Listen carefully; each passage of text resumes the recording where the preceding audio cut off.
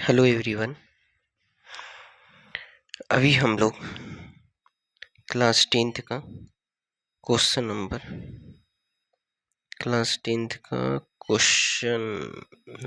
नहीं, पहले introduction to trigonometry ये लेसन हम लोग देख रहे हैं क्लास 10th का।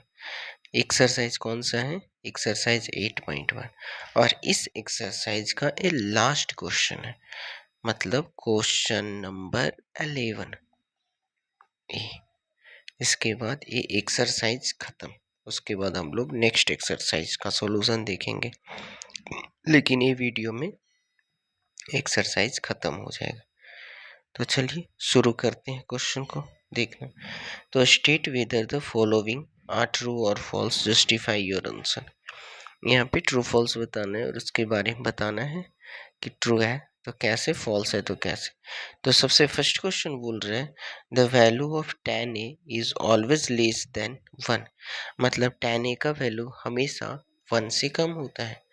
तो tan a का वैल्यू हमेशा 1 से कम होता है।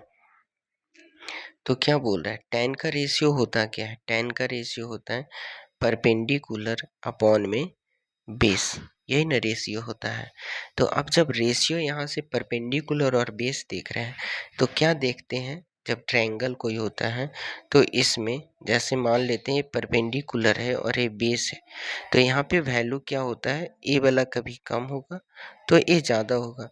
मान लिया जाए परपेंडिकुलर 3 है तो ये 4 हो जाएगा। हो सकता है कि कभी यही ज़्यादा हो जाता है, ए कम हो जाता है, मतलब कि परपेंडिकुलर 4 होगा तो ए क्या हो जाएगा 3। तो एक समय ऐसा आ रहा है कि परपेंडिकुलर कम है, बेस ज़्यादा है, तो tan का वैल्यू जो हो रहा है 1 से कम है। लेकिन एक समय ऐसा आ रहा है कि इस tan का ही वैल्यू क्या हो रहा है, 1 से ज़्यादा हो रहा है। यहाँ क्या बोला कि tan का वैल्यू जो होता है ऑलवेज 1 से कम होता है, नहीं ऑलवेज नहीं होता है, कभी कभी होता है।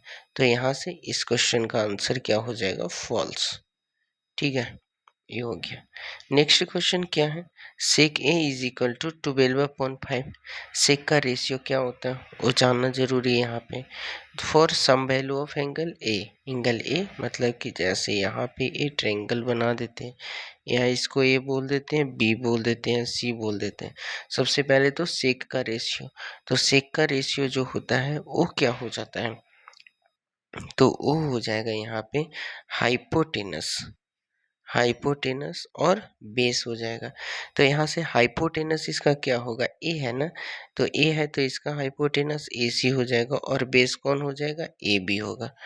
तो यहाँ पे क्या दिया हुआ है कि हाइपोटेनस 12 दिया हुआ है और बेस कितना दिया हुआ है, 5 दिया। हाँ हो सकता है, क्योंकि हाइपोटेनस जो होता है ये दोनों साइड से बड़ा होता है। तो हाँ यहाँ पे इसका वैल्यू 12 दिया हुआ है और इसका वैल्यू कितना है, 5 दिया हुआ है, हो सकता है, क्यों नहीं। तो यहाँ से ये जो आंसर होगा ये ट्रू हो जाएगा। नेक्स्ट क्वेश्चन नंबर 3 देखते हैं। बोल रहा है कि cos A is the एब्रेविएशन used for the cosecant of angle ए। नहीं, cosecant का तो नहीं होता है, cosecant का नहीं होता है, कोसाइन का होता है। cos A जो एब्रेविएशन है वो कोसाइन का होता है। कोसाइन मतलब कोसाइन ए जो होगा इसको हम क्या लिखते हैं, cos ए लिख देते हैं छोटा करके। ठीक, तो ए भी क्या हो गया, फॉल्स हो गया, false. Next question, cot is the product of cot and A.